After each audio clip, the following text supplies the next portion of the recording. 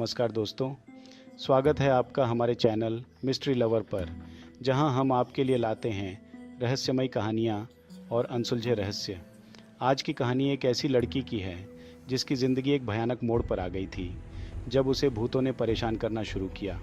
ये कहानी है पूजा की, जो अपने परिवार के साथ एक छोटे से गांव में रहती थी। इस कहानी में पात्रों और घटनाओं का नाम बदल दिया गया है ताकि उनकी पहचान गोपनीय रखी जा सके। क्वातो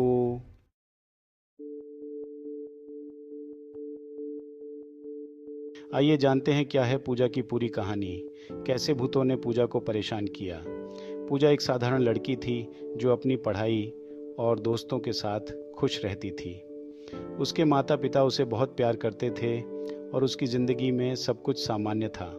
लेकिन एक दिन कुछ ऐसा हुआ जिसने उसकी ज़िंदगी हमेशा के लिए बदल दी।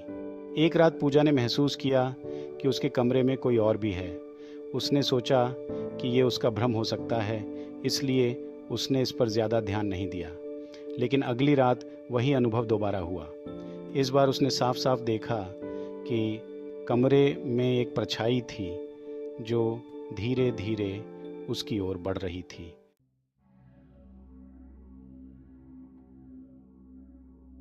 दिन बीतते गए और पूजा के साथ ये घटनाएं और भी भयानक होती गईं।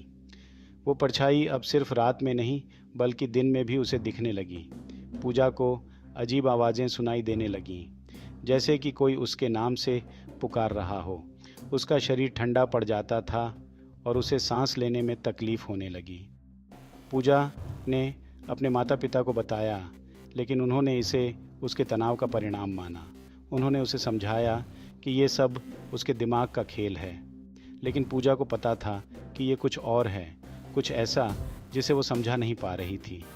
पूजा की ज़िंदगी धीरे धीरे एक बुरे सपने में बदल रही थी।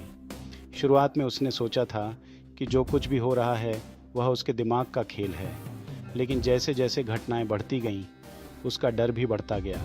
एक दिन की बात है जब पूजा अपने कमरे में अकेली थी।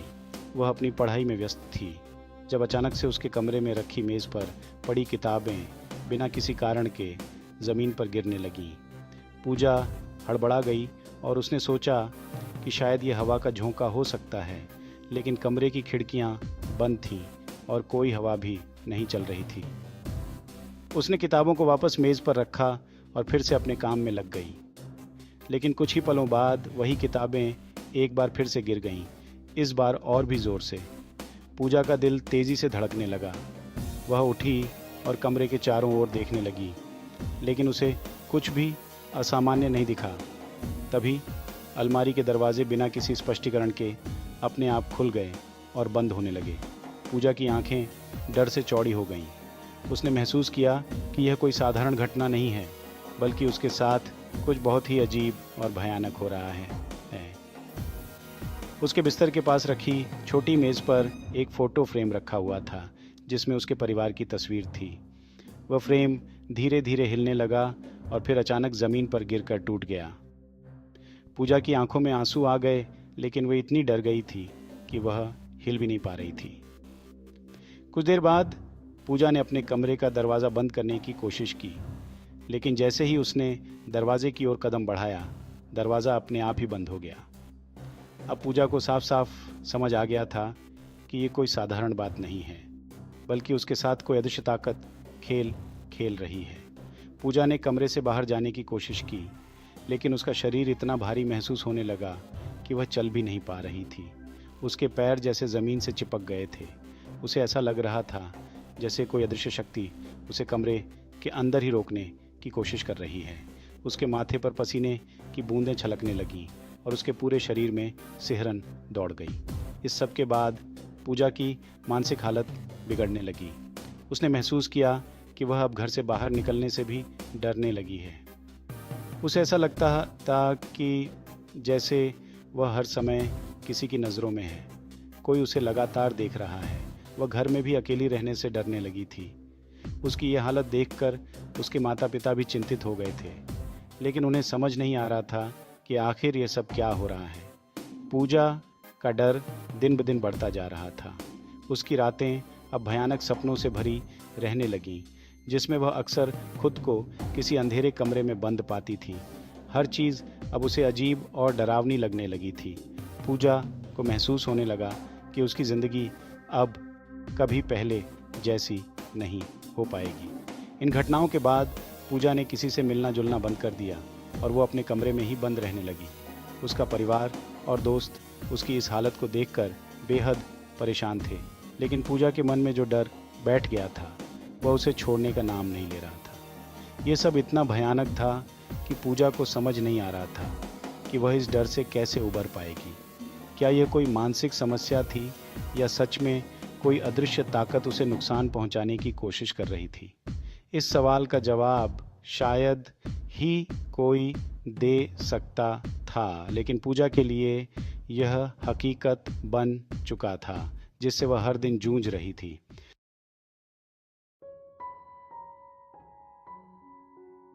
पूजा के माता पिता ने आखिरकार इस समस्या को गंभीरता से लिया और गांव के एक प्रसिद्ध तांत्रिक से संपर्क किया। तांत्रिक ने पूजा के घर की जांच की और कहा कि उसके घर में नकारात्मक शक्तियां हैं जो पूजा को अपना शिकार बना रही हैं। तांत्रिक ने कुछ अनुष्ठान किए और पूजा को कुछ रक्षा कवच दिए। पूजा को थोड़ी राहत मिली, लेकिन वो परछाई अभी भी उसे परेशान कर रही थी।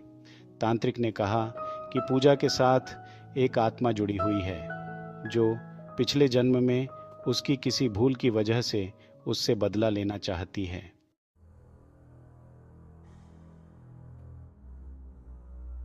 कुछ समय के लिए सब कुछ ठीक चल रहा था, लेकिन एक दिन पूजा अचानक से गायब हो गई।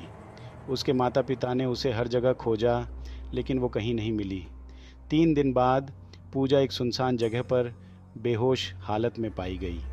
जब पूजा को होश आया तो उसने बताया कि वो आत्मा उसे जंगल में ले गई थी और वहाँ उसे बहुत डराया।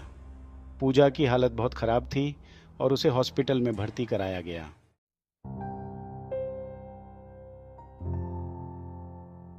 पूजा के हॉस्पिटल से वापस आने के बाद उसके परिवार ने उस घर को छोड़ने का फैसला किया। उन्होंने एक नया घर लिया और कुछ समय बाद पूजा की हालत धीरे धीरे ठीक होने लगी, लेकिन वो भयानक अनुभव हमेशा उसके साथ रहे और वो कभी भी उन घटनाओं को नहीं भुला पाई।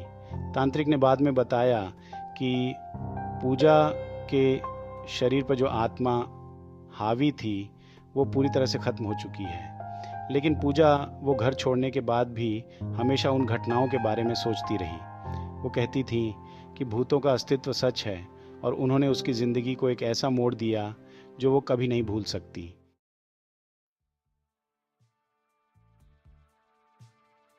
तो दोस्तों, ये थी पूजा की कहानी जो अपने आप में एक डरावना अनुभव है। अगर आपको ये वीडियो पसंद आया हो तो लाइक करें, शेयर करें और हमारे चैनल को सब्सक्राइब करें। अगर आपके पास भी कोई ऐसी कहानी है तो हमें ज़रूर बताएं।